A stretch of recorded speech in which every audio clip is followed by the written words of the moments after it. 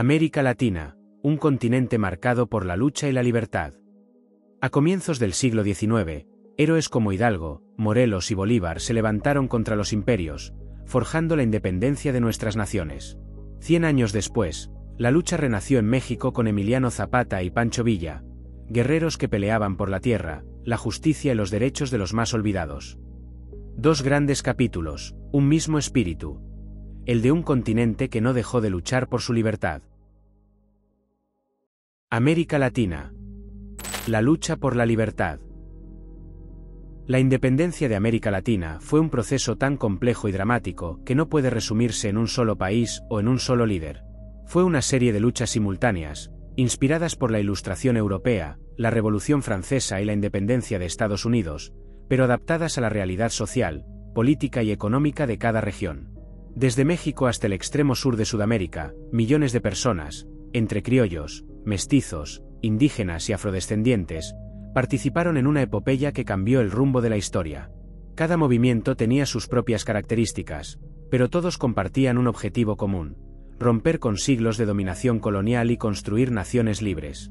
El primer detonante de este proceso fue la crisis de la monarquía española a principios del siglo XIX.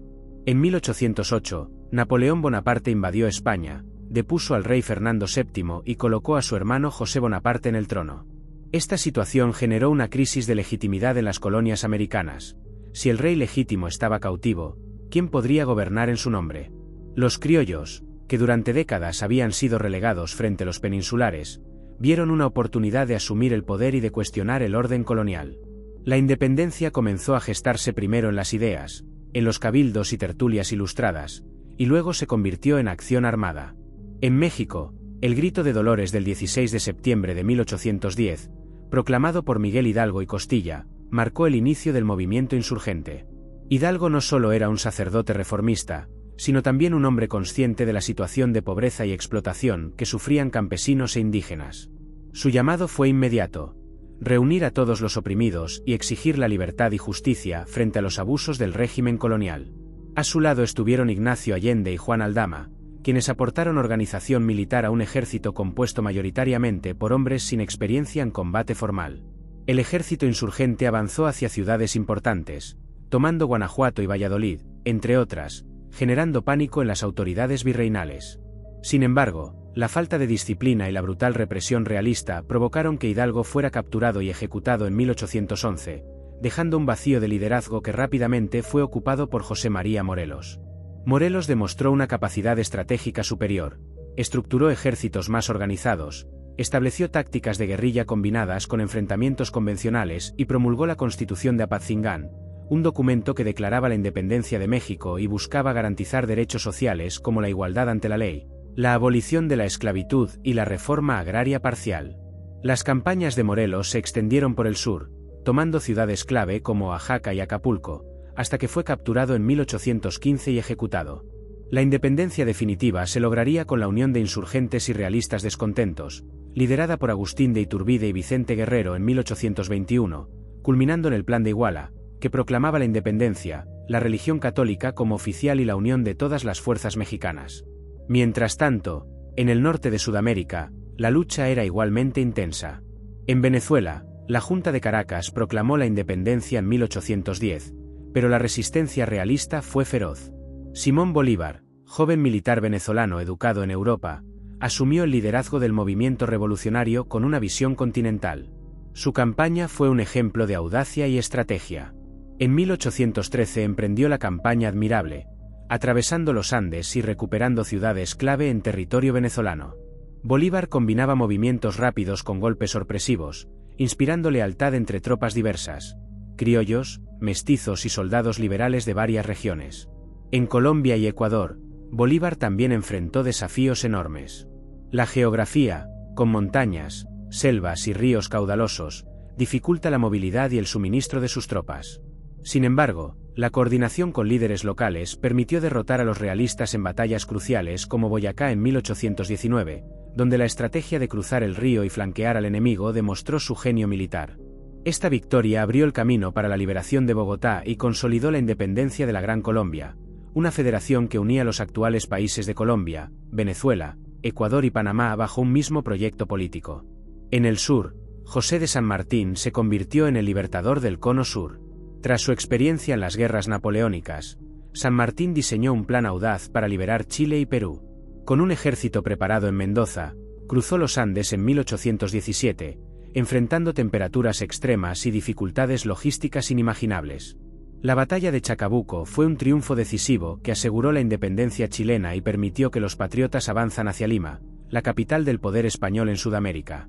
La coordinación con Bernardo O'Higgins, quien se convirtió en líder político chileno, permitió consolidar la administración de un país recién liberado mientras se preparaba la campaña hacia Perú, donde la lucha alcanzó su punto culminante con la batalla de Ayacucho en 1824, asegurando la independencia definitiva de Sudamérica. Paralelamente, en el territorio del actual Uruguay y Paraguay, surgieron movimientos bajo líderes regionales como José Gervasio Artigas, quien promovió la autonomía local frente al control de Buenos Aires. Artigas defendió ideales federalistas, buscando la participación de provincias ribereñas en la toma de decisiones y luchando por derechos de campesinos y pueblos originarios. Aunque finalmente fue desplazado por conflictos internos y la intervención extranjera, su legado perdura como símbolo de resistencia y federalismo. En Centroamérica, la independencia se logró principalmente por influencia de los acontecimientos en México y Sudamérica. Las provincias de Guatemala, Honduras, El Salvador, Nicaragua y Costa Rica proclamaron su independencia en 1821, muchas veces sin guerra directa, pero con tensiones internas entre conservadores que deseaban mantener estructuras tradicionales y liberales que buscaban reformas más profundas. La creación de la Federación Centroamericana fue un intento de unificación que, aunque efímero, reflejó la idea de cooperación regional presente en muchos movimientos independentistas. Brasil, por su parte, protagonizó un proceso distinto.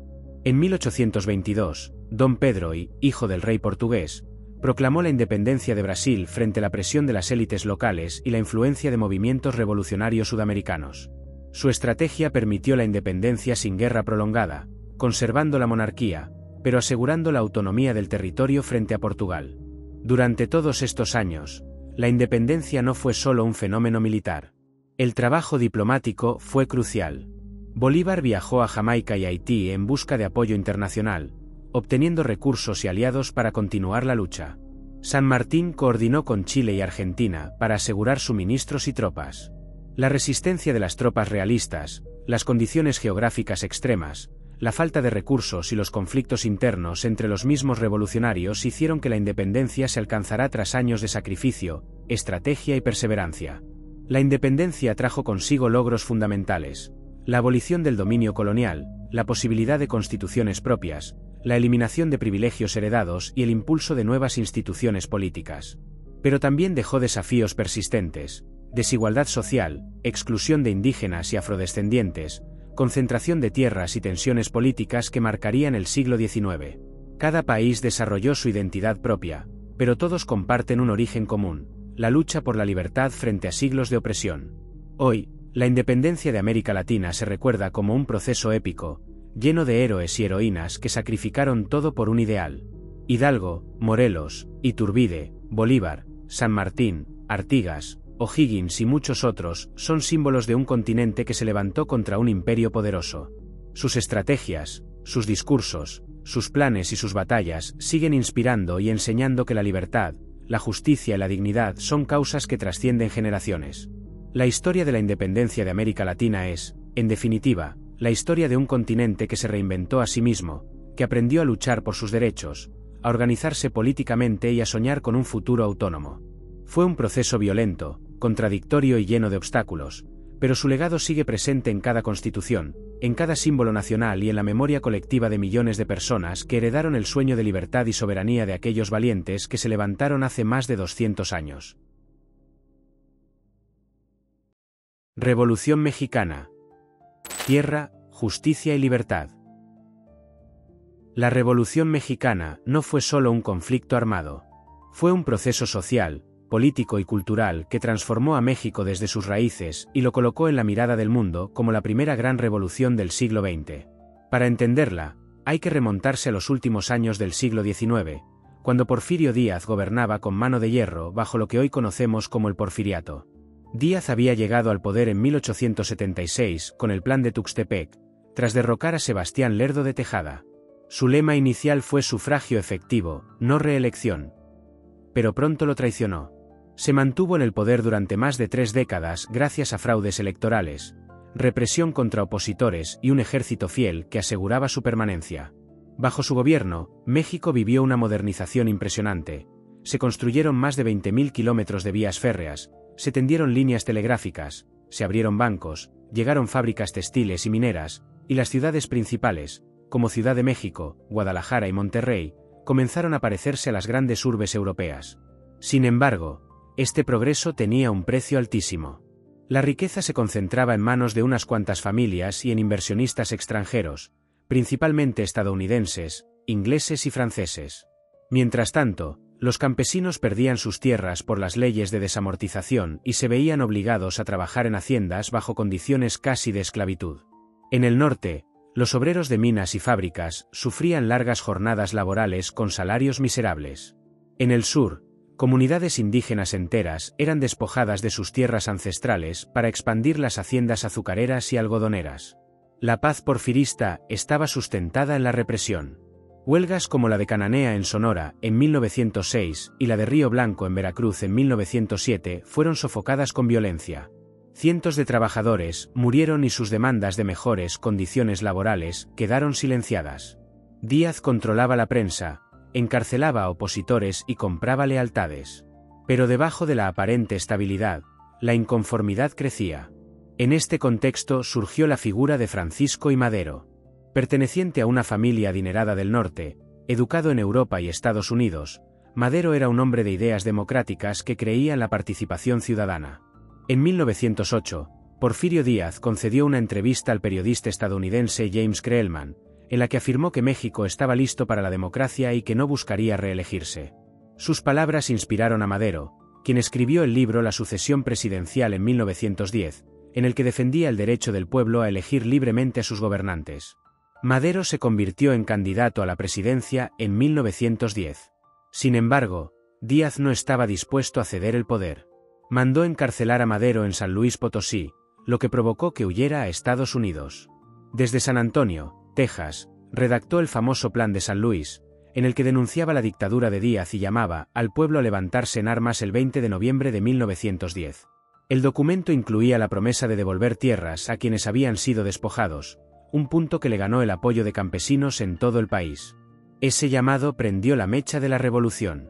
En Chihuahua, Pascual Orozco y Pancho Villa encabezaron levantamientos armados que rápidamente ganaron fuerza. En Morelos, Emiliano Zapata se convirtió en la voz de los campesinos, exigiendo la restitución de tierras comunales arrebatadas por las haciendas azucareras. Su lema, Tierra y Libertad, resumía el sentir de millones de mexicanos. Las primeras victorias revolucionarias, como la toma de Ciudad Juárez en 1911, fueron decisivas. La presión armada obligó a Porfirio Díaz a renunciar y marcharse al exilio en Francia. Tras más de 30 años de dictadura, el viejo régimen había caído. Francisco I. Madero asumió la presidencia con el respaldo popular. Sin embargo, gobernar un país tan convulsionado no era tarea sencilla. Madero buscaba la conciliación y la legalidad, pero al hacerlo decepcionó a muchos de sus seguidores. Emiliano Zapata, que había confiado en él, pronto se sintió traicionado cuando vio que el reparto de tierras no se cumplía. En 1911 lanzó el Plan de Ayala, en el que desconocía a Madero como presidente y llamaba a continuar la lucha por la justicia agraria. En el norte, Pascual Orozco, que había sido clave en la victoria contra Díaz, también se rebeló al no recibir los beneficios políticos que esperaba. Así, el gobierno de Madero quedó atrapado entre la presión de los revolucionarios radicales y la oposición de los porfiristas que buscaban restaurar el orden perdido. La situación explotó en 1913 con la Decena Trágica. Durante 10 días, la Ciudad de México fue escenario de combates sangrientos entre tropas leales a Madero y rebeldes comandados por Victoriano Huerta y Félix Díaz, sobrino de Porfirio. Finalmente, Huerta traicionó a Madero con el apoyo del embajador estadounidense Henry Lane Wilson. Francisco I. Madero fue apresado y asesinado el 22 de febrero, junto con el vicepresidente José María Pino Suárez. La traición conmocionó al país. Huerta instauró una dictadura militar, pero su gobierno enfrentó inmediatamente la resistencia de Venustiano Carranza, gobernador de Coahuila, quien proclamó el Plan de Guadalupe para desconocerlo. A su movimiento se unieron caudillos del norte como Pancho Villa y Álvaro Obregón, mientras Zapata seguía combatiendo en el sur. Estados Unidos, que inicialmente había respaldado el golpe, pronto le retiró el apoyo y terminó favoreciendo a Carranza. La batalla decisiva fue la de Zacatecas en 1914, donde las tropas de Pancho Villa derrotaron de manera aplastante al ejército huertista. Huerta renunció y huyó al extranjero. La revolución había triunfado de nuevo, pero las diferencias entre los propios revolucionarios pronto se hicieron evidentes. Se convocó a la Convención de Aguascalientes para decidir el rumbo del país, pero los desacuerdos entre Carranza, Villa y Zapata hicieron imposible un acuerdo. Villa y Zapata formaron una alianza y marcharon sobre la Ciudad de México, entrando triunfantes en noviembre de 1914. Carranza, por su parte, se atrincheró en Veracruz y consolidó su poder con el apoyo de Obregón y de Estados Unidos. Los años siguientes estuvieron marcados por la guerra civil entre facciones revolucionarias. Pancho Villa se convirtió en un mito viviente, liderando su división del norte con tácticas militares innovadoras y un carisma que lo hacía adorado por el pueblo. Sin embargo, tras su derrota frente a Álvaro Obregón en la batalla de Celaya en 1915, su poder comenzó a decaer. En 1917, Carranza convocó un Congreso Constituyente en Querétaro. De allí nació la Constitución de 1917, una de las más avanzadas de su tiempo.